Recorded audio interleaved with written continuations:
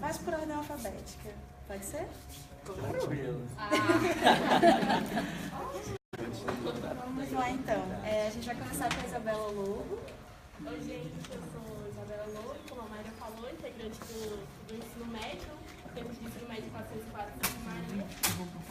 E quando a gente começou a participar do projeto Ciência Política, a gente tinha acesso a informações, mas não tinha um espaço assim, aberto para a gente poder discutir, conversar, falar, se abrir e dividir nossas opiniões.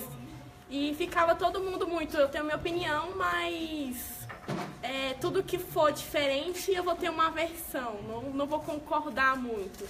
Porque tem essas coisas ainda no ensino médio ou em qualquer lugar que você encontrar uma pessoa que tem uma opinião diferente da sua. Eu até tinha assistido um vídeo que fala que todos nós vivemos numa bolha social, cada um vive dentro da sua e tudo que chegar perto se espalha. E isso vale para muitas discussões que foram pautadas nos nossos encontros, que foi LGBTfobia, gênero, questão da participação da mulher e pautas sobre as pessoas negras na sociedade, as coisas que acontecem, porque as pessoas gostam muito de falar, não tem mais isso, a sociedade já é igual. E quando a gente discute política, a gente percebe que tem muitos problemas na nossa sociedade que ainda, para ter um fim, a gente precisa discutir eles para descobrir uma solução. E no Juventude Política a gente podia visar isso. Eu sempre gostei muito de buscar mais para falar um pouco do gênero, que é mais a realidade, como o papel da mulher na sociedade que vivemos hoje, as obrigações, e eu gostava mais de defender essa parte quando tinha os encontros. E quando a gente discutia o assunto de gênero, a gente percebia que os homens não gostavam de falar muito. A Denise até tinha comentado algumas vezes, a gente falando sobre gênero, e só as mulheres falavam de casos que já tinham sofrido algum assédio, alguma coisa, e os homens não falavam muito. Isso me deixava um pouco assim surpreso, porque quando a gente está fazendo um debate, a gente espera que todo mundo fale, participe. E quando falava de gênero, a participação da mulher, o que o homem ia falar? Não falava. Mas na hora de que está acontecendo o machismo, a repressão à mulher, quem é que está praticando? Na maioria dos casos. Não é sempre também só o homem que faz, que a gente conversou, e eu, estudando, percebi que também não é só o homem que está ali exercendo o machismo, porque é uma prática não de supremacia do homem, mas a repressão da mulher mesmo. É a prática que ele está ali, tá botando ela como submissa em todos os casos. Ele está submetendo ela a inferior, submissa. E foi algumas das coisas que a gente falou no Juventude Política em relação a gênero. Outra coisa também que é bom ser lembrado também quando a gente discutiu sobre gênero foi a parte que falava a expressão de minoria, sendo que o país, a população planetária mesmo, a maioria são de mulheres. Então, como falar que é minoria, sendo que nós somos a maioria diante de toda a população? E aí pode-se perceber que nós somos a minoria nos altos cargos, nas coisas importantes, porque as pessoas nos submetem a gente a saber fazer cargos não com altos salários, mas sempre inferiorizaram a mulher. Isso dá pra ver diante de toda a história. E foi isso que foi discutido, as coisas assim que a gente pôde aprender com Juventude Política, quebrar todo esse senso comum de achar que igualdade existe, não existe preconceito. Existe preconceito, eles precisam ser pautados, precisam ser explicados, eles precisam ser quebrados. Muito obrigada. Agora o Jales vai falar um pouco sobre a experiência dele com o projeto. Pode começar. Bom, como a Isabela falou, lá no... e a nossa opinião sobre as coisas. Particularmente eu não tenho experiência com outras escolas, porém o 404 sempre foi uma escola bastante politizada. Professores sempre deixaram muito claro a sua posição política e levavam isso para a sala de aula. Meio que isso dava liberdade para os alunos o quê? Se posicionarem, tanto que lá na escola nós temos alunos que se identificam em ambas as posições políticas, e o Juventude Política foi realmente uma abertura que foi possível para nós, tanto ter um debate com opiniões diferentes das nossas, assim como também com experiências de vida diferentes das nossas.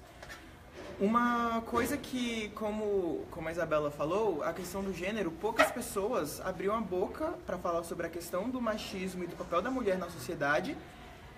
Embora ainda houvessem mulheres para falar, eu sempre mantive muita observação quando a pauta era a questão LGBT.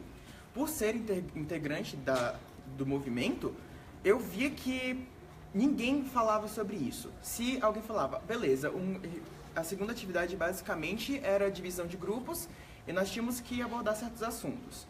Quando o assunto era sobre os LGBT em si, a LGBTfobia, o que acontecia?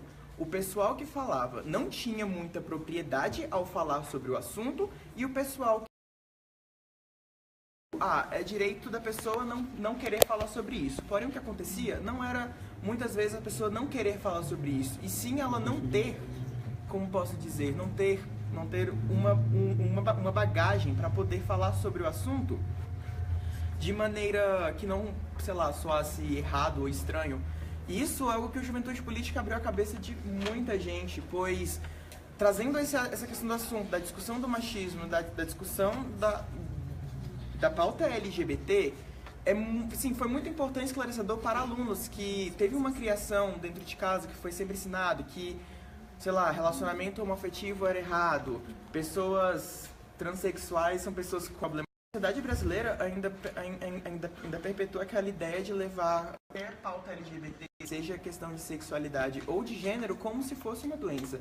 E o projeto ter aberto essa posição na escola para dar posição para os alunos que fazem parte do movimento expressarem sua opinião, ao mesmo tempo que alunos que não fazem parte, que nunca escutaram falar que tinha alguma espécie de militância do movimento LGBT, poderem escutar aquilo, foi algo de bastante cunho, que eu acho que, mesmo que agora, nesses meses que passaram o projeto, não possa ter resultado, daqui a, sei lá, 5, 10 anos, quando as pessoas forem ter filhos, elas possam lembrar, eu escutei lá 10 anos atrás que não é assim, não é que uma pessoa bissexual ela está disponível para fazer sexo com 1000 pessoas ao mesmo tempo só porque gosta dos dois gêneros, ou que, sei lá, atacar pessoas verbalmente ou verbalmente na rua é certo, porque foi ensinado que é errado.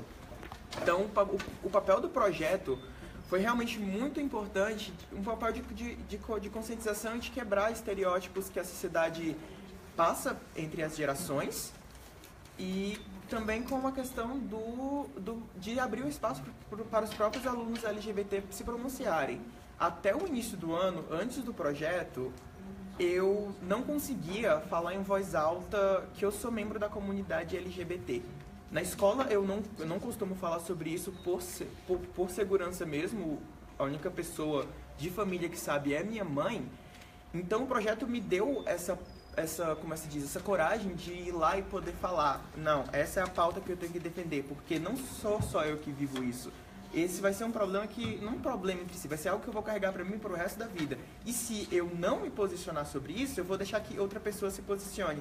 E é isso que acontece lá no Congresso. Toda essa representatividade de nós representantes da cidade serem homofóbicos, LGBTfóbicos, machistas, isso, querendo ou não, interfere no futuro de toda a comunidade LGBT. E o Juventude Política foi muito importante, não só para mim, mas também para outros alunos que, infelizmente, não tiveram a oportunidade de estar aqui hoje.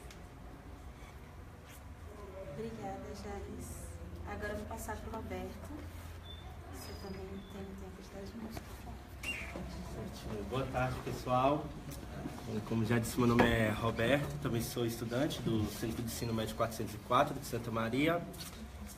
Cara, o Juventude Política, acredito que dentro mesmo da esfera escolar, do nível médio, foi de longe a melhor experiência que eu pude ter e que eu até mesmo poderia trazer aqui a estar compartilhando com vocês. E vocês aceitam participar de uma dinâmica rápida? Eu só vou escolher umas 3 pessoas para responder uma pergunta muito simples. Todos de acordo? Letícia, você, o que é injusto para você?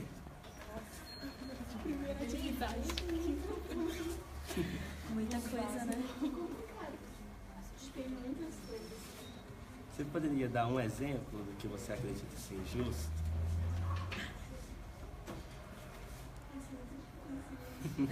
A primeira coisa que vem na cabeça. Deixa eu ver. Você não ter oportunidades iguais, pra mim é injusto. Obrigado. Alisson, tudo bem? Você poderia responder pra gente? Só algo que você possa achar injusto? Você julgar as pessoas pela cor. É injusto. Muito obrigado. Vamos pegar aqui. É Jéssica? Você poderia responder pra gente algo que você acha que é injusto? A desigualdade social. Desigualdade social. Obrigado. Então, pessoal, foi exatamente com essa mesma pergunta que nós iniciamos os nossos trabalhos do Juventude Política. E desde então, nesse primeiro momento, quando nós podemos parar para refletir sobre o que é injusto para mim e o que é injusto para o próximo, a partir daí nós começamos a reconhecer o que talvez pode ser um privilégio meu que não é para o meu semelhante. A partir daí nós podemos ver, poxa, já que estamos aqui em um convívio social, talvez o que é injusto para mim não pode ser injusto para quem está na mesma sala que eu. Talvez o que eu acredito que seja injusto para outra pessoa não pode ser.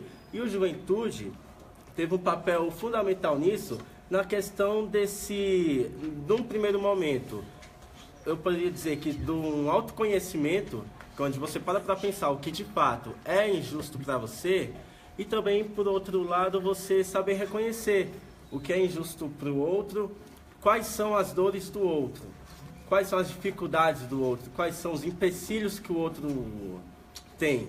Até porque acredito que cada um de nós temos a nossa história, cada um de nós temos a nossa vida, e com isso nós temos os nossos anseios, nós temos as nossas dores, mas também nós temos as nossas conquistas, aquilo que nós trazemos de bagagem, vamos dizer assim. E dentro dessa roda de conversa, dentro até mesmo do momento do Juventude Política, teve algo que, nesse primeiro momento, chamou muito a minha atenção, que foi exatamente quando foi citado o que era injusto para as pessoas.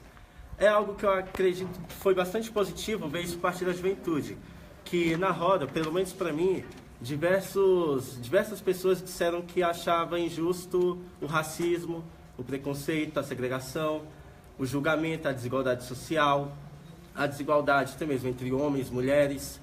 Achavam injusto o modo como o nosso sistema político atual tem agido a privilégio de poucos, com base no desfavorecimento de muitos, dentre outros assuntos. E eu queria trazer aqui para vocês, acredito que é algo que eu tenho uma propriedade, é algo que eu gosto bastante de falar, que é do quesito de raça. Trouxe algo também, obviamente, sobre racismo. E eu queria iniciar com uma frase do Malcolm X, onde em uma conferência ele disse que o negro é produto do que seus ancestrais não escolheram. E a partir daí, nós podemos adentrar sobre o quesito do racismo, o racismo no Brasil, o racismo na nossa América. Bom, primeiramente, acredito que é bastante baseado dentro do estereótipo. Infelizmente, a nossa sociedade, o que nós vemos é que o preto, o pobre, o favelado, nunca deles pode vir algo bom. Do preto, do pobre, do favelado, deles não virão virtudes. E isso foi uma pauta, inclusive, que nós tratamos dentro do Juventude Política. E entrando também no quesito do racismo institucional, que leva para si esse estereótipo. Bom, de que maneira o estereótipo pode interferir no chamado racismo institucional. Ele pode agir de forma que hoje, infelizmente, se você for ver em RHs mesmo de empresas, o estereótipo que o negro carrega em uma entrevista, a partir dali, ele já sabe se vai ser selecionado ou não. Infelizmente, dentro das corporações, um candidato negro, ele é desclassificado antes mesmo de abrir a boca, antes mesmo de demonstrar o seu currículo, antes mesmo de demonstrar ali as suas virtudes diante do seu examinador. Outro caso, acredito que esse viralizou, de alguma forma pode ter chegado até vocês, que foi uma experiência que foi feita no Sul, se não me engano, em Santa Catarina, exatamente sobre o que seria o racismo institucional, onde pessoas negras e brancas foram postas com a mesma vestimenta e foram fotografadas. Aos brancos foram dados exemplos de cargos altos, enquanto o negro engravatado é um chofer, é um motorista, enquanto um branco engravatado é um empresário, sei lá, o branco é um acionista. São postos, eles são colocados em posições de privilégios, digamos assim, dentro da camada da sociedade, enquanto o negro, que ali estava vestido da mesma forma, sempre ficam com cargos inferiores.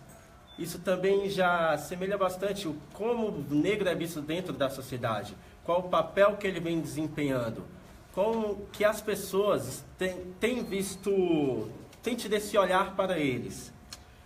E outro caso de racismo institucionalizado, esse até causa bastante polêmica, diz respeito à corporação da Polícia Militar, o que acredito que não é novidade para ninguém, mas também é um assunto que pode gerar, sim, um amplo debate. E também é visto o racismo institucional dentro da seletividade judiciária. Nós temos um caso aqui no Brasil, recente, que é o caso do Rafael Braga, onde nós podemos acompanhar, até mesmo à distância, através dos veículos de mídia social, nós podemos ter esse contato e ver como há essa seletividade, onde o negro, com poucas gramas, e mesmo assim é julgado, onde um julgamento não é feito da maneira justa e imparcial como deveria ser, e só consegue sair da prisão para uma prisão domiciliar após ter tido uma tuberculose e quase perder praticamente todos os dentes. Ou seja, saiu de lá já sentenciado como alguém que na sociedade não vai ter papel nenhum. É um zero à esquerda, é simplesmente mais um neguinho, podemos assim dizer. Bom, outro quesito também que foi bastante tratado dentro do Juventude Política diz respeito, e também inclui o quesito de raça, a violência dentro das camadas periféricas da nossa sociedade. De que maneira isso ocorre? Novamente retornamos ao quesito da corporação da PM como algo que propaga o racismo institucional. De que forma? O tenente-coronel Ricardo Augusto Nascimento, comandante da rota, inclusive em entrevista, ele declarou que a polícia não pode agir no bairro dos Jardins, que é um bairro nobre de São Paulo, não pode agir dentro de bairros nobres, da mesma forma como age numa zona dentro da favela, dentro da periferia, dentro de zonas menos privilegiadas. Também houve um caso recente no Rio de Janeiro sobre um jovem que ele estava vestido bem, logo a polícia acreditou que ele deveria ser traficante, porque negro bem vestido é traficante. E, infelizmente, isso ocasionou em uma discussão onde o PM deu uma coronhada na sua mãe, que veio a falecer logo em seguida dentro de uma UPA. E a partir daí nós, dentro do Juventude Política, tentamos trazer o máximo desses debates sobre a cultura da violência dentro da nossa sociedade, onde o processo de escravismo tem sim uma grande influência com a formação das favelas, e a partir daí todo o aparato é centralizado, onde as forças do Estado, todas elas operam de modo a reprimir uma única área, a reprimir o desfavorecido, a reprimir aquele que é visto como o inimigo da sociedade, o inimigo dos grandes. Mas também houve bastante espaço para falar sobre a autoafirmação negra, o que é algo que nós temos buscado dia após dia através da politização da informação, e que esse conhecimento, ao chegar dentro da periferia, ao chegar ao negro, possa contribuir nesse processo de formação de nós, enquanto jovens, e também de uma sociedade melhor para todos nós. Muito obrigada, Roberto. Agora, nós vamos começar um segundo bloco de apresentações. Antes de começar esse segundo bloco, eu quero apresentar também a Aline Marques, que eu não pude apresentar no início. Ela é advogada e vai falar um pouco sobre as questões de gênero e juventude aqui pra gente. Se você quiser começar já, porque a gente começa em ordem alfabética. Você tem 15 minutos, tá bom? Tá. Mas eu tô caindo, Max. Eu? Bom, gente, primeiro parabenizar esse projeto de vocês. Eu achei ele incrível. A gente que trabalha com jovens, o Max faz um belo trabalho em Ceilândia. Eu também trabalho com algumas escolas de centro educacional aqui, lá em Santa Maria. Inclusive, até convidei já a Sofia para fazer uma palestra para a gente dia 6 de dezembro, que vai estar dentro dos 16 dias de ativismo. E, assim, eu fico muito feliz e achei lindo o projeto de vocês. Eu acho que só assim a gente vai conseguir construir uma sociedade mais educada com respeito a todas as formas de diversidade. Meus cumprimentos a todos vocês da mesa. De novo, parabéns para esse lindo projeto. Meu companheiro Max aqui, gente, de muitas lutas, na luta sempre. E, bom, a Sofia me convidou para estar aqui com vocês para falar um pouquinho sobre a questão de gênero e juventude. É sempre um desafio muito grande a gente falar desse tema para os jovens e dentro do contexto da juventude. Falar de sexualidade, gênero e juventude para os jovens, porque eu falo que é sempre um grande desafio. Porque até na nossa literatura ela é reduzida. A gente não tem como, por exemplo, comparar como eram os jovens da década de 60, 70 para o jovem de hoje. A gente não tem como fazer esse recorte, porque simplesmente as jovens mulheres, elas eram invisibilizadas nesse contexto de pesquisa científica. A partir ali de 2000, 2003, foi que a gente começou a ver os primeiros estudos científicos com esse recorte de gênero. Então é sempre um desafio muito grande a gente trabalhar dentro desse contexto, mas óbvio, né? É sempre muito gratificante. Bom, eu vou começar lendo um pequeno textinho que eu tirei da revista Seleções, que ela é de outubro de 1969. E o texto era de O que torna uma mulher cativante. Então vocês já podem imaginar o que vem por aí, né? A mulher cativante não recebe o homem com uma longa lista de problemas que ela teve naquele dia. A mulher cativante sempre avisa onde está e gosta de esperar o marido em casa com a comida pronta.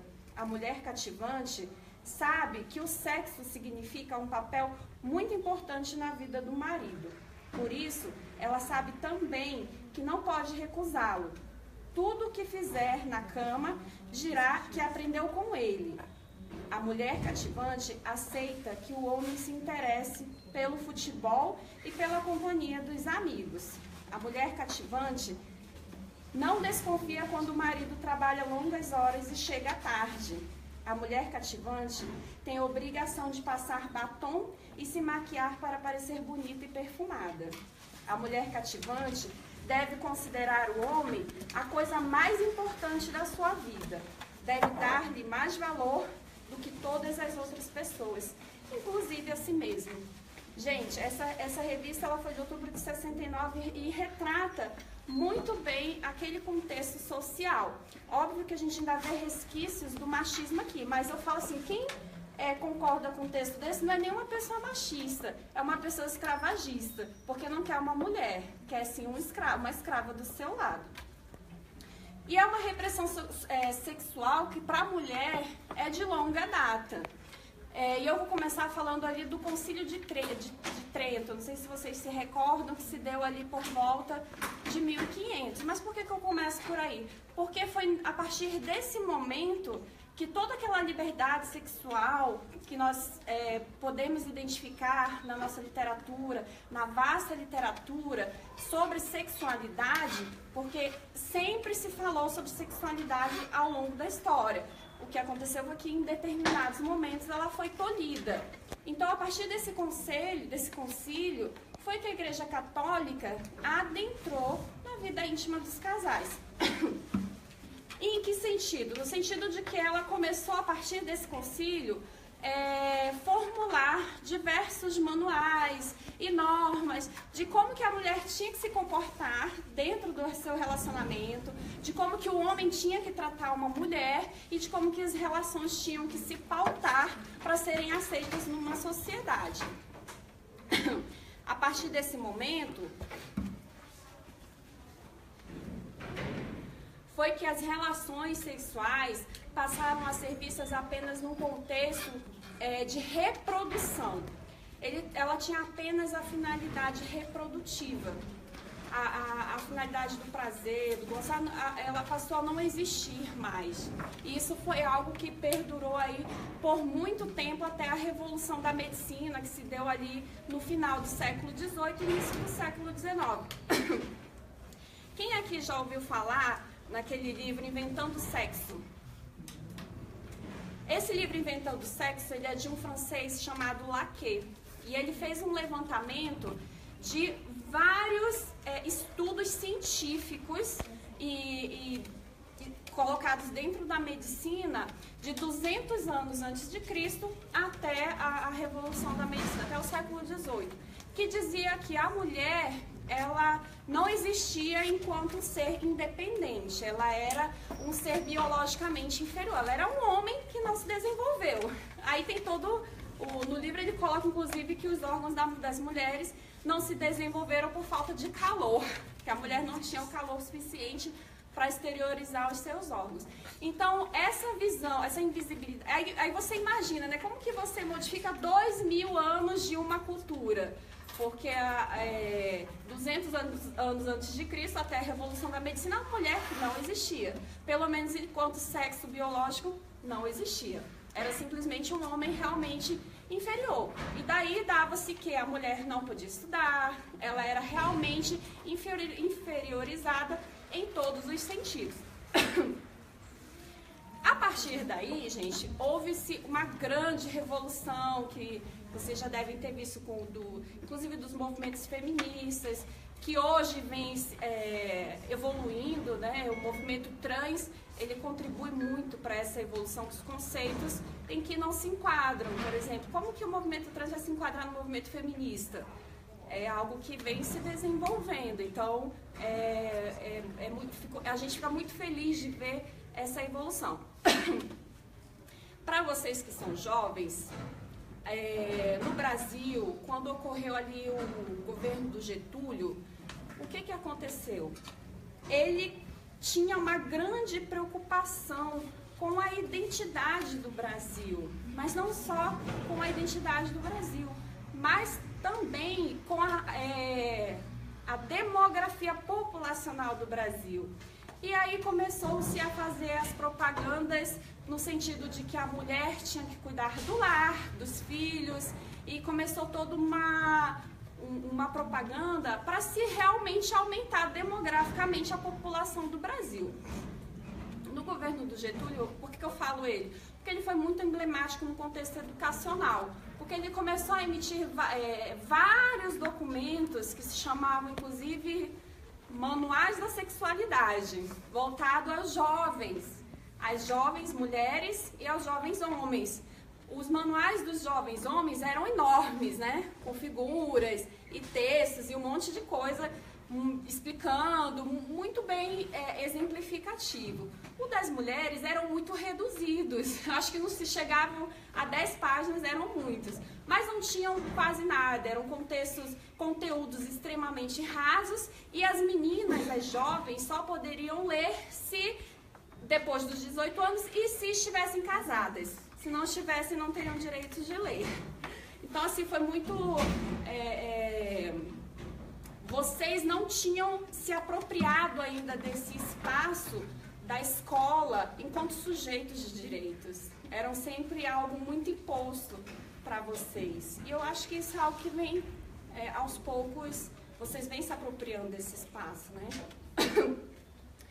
E aí, gente, depois ali tem uma... Eu ia até falar aqui, peraí, só um minutinho. tem uma revista, quando a gente estuda essa parte da literatura, né, que ela é muito interessante. Ela se chama Revista O Rio Nu. E ela era bem nessa época do governo Getúlio Vargas, um pouco antes, que comercializava jovens. Ah, tem uma jovem ali de 16 anos que chegou de tal lugar e é assim, assim, assado. Era um verdadeiro mercado aberto naquela revista. É muito impressionante, assim, a gente quando pega esses conteúdos para ler. E a partir da década de 70, foi que a gente realmente começou a ver grandes mudanças, até por conta da Revolução Francesa de 68, que a gente teve. Aqui no Brasil, a gente tinha uma revista que se chamava Ele e Ela. Não sei se vocês já tiveram oportunidade de buscar na internet, mas ela tem vários estudos sobre ela na internet disponível. Quando ela foi lançada, ela tinha um conteúdo de libertação sexual para os jovens, de dizer que um relacionamento, ele pode ser feliz com tudo que envolve um relacionamento, até mesmo com as relações íntimas. Depois ela virou uma revista pornô, mas conteúdo de mudar a visão do contexto da mulher numa sociedade. Tinha até na época também um seriado que chamava As Panteras. Acho que vocês já devem ter ouvido falar, porque foi muito emblemático, assim, apareciam aquelas mulheres do cabelo solto, voando, e era muito impressionante. E foi na época, inclusive, que criou-se a Barbie, né, e as mulheres começaram a se enxergar como um estereótipo de beleza, e não eram mais criadas, não procuravam mais ser apenas a maternidade, né, elas queriam ser bonitas e procurar um estereótipo além da maternidade. E aí veio a pílula anticoncepcional, que foi realmente uma revolução para todas as mulheres, porque foi uma libertação, não é, gente? As mulheres, então, passaram a decidir quando queriam ter seus filhos. E aí veio a década de 80. Essa década de 80, ela foi marcada, nós tivemos aí um período, até a década de 80, de muita libertação. Da busca da libertação. E o que desencadeou? A década de 80, ele foi um período muito triste para a história das mulheres no Brasil, porque diante de tudo que ela vinha construindo e tentando ter a sua liberdade sexual, foi um período de extrema violência. Se vocês fazerem um levantamento dos feminicídios que nós tivemos na história do Brasil, os mais violentos se deram na década de 80. Então os jornais viam fotos, tem jornais da época que viam fotos, viam a imagem das mulheres, e crimes realmente muito bárbaros e muito violentos, porque era aquela cultura de querer colocar a mulher no seu lugar. Então foi um período realmente muito violento. E aí veio os anos 90, com um aumento muito grande da exploração sexual, principalmente no Nordeste. Só voltar um pouquinho atrás, quando nós tivemos a prostituição, a gente sabe que é a profissão mais antiga do mundo, né, gente? Mais antiga até hoje. Mas houve um período ali posterior ao Império em que as francesas prostitutas chegaram no Brasil. E foi quando se criou a fotografia, o cinema. O cinema ajudou muito as mulheres a essa emancipação das mulheres, da liberdade sexual das mulheres. Porque começaram a ver cenas de beijo e não ver aquilo como pudor. Porque a medicina até então colocava todo esse contexto com muito pudor, né? Muito pudor e algo muito sujo. Tanto é que antigamente os filmes não tinham beijo, não tinham abraços. E aí começou-se a mudar a partir do momento em que veio a fotografia, o cinema. Quando se criou o cinema, logo depois veio o cinema pornô, né? Foi meio que sequencial, assim, para tentar expor a mulher. E o que eu estava falando era das prostitutas, né? Quando elas retomaram, eram num sentido mais luxuoso até, era um contexto mais luxuoso que elas ingressaram. O Brasil até criou a questão da cafetina. A cafetina, esse termo, ele vem dos cafezais, porque na época os fazendeiros, os produtores de café eram quem mandavam essas prostitutas virem. Então aí ficou esse termo cafetina, mas é mais pela questão, veio, né, desses produtores de cafés que mandavam buscar ela. Então começou a se ter essa grande libertação. E aí, gente, como que a escola vem se preocupando com isso? Vocês, eu acho que esse ano foi muito emblemático nessa luta de vocês, para vocês se enxergarem como agentes, como sujeitos políticos de um contexto social. Quem participou das ocupações? Então, as ocupações, eu acho que apresentou muito isso para vocês e deixou muito claro de que esse espaço é de vocês. Tem um texto, o do Distrito Federal eu nem consegui pegar, mas eu vou ler um pedacinho aqui do Paraná.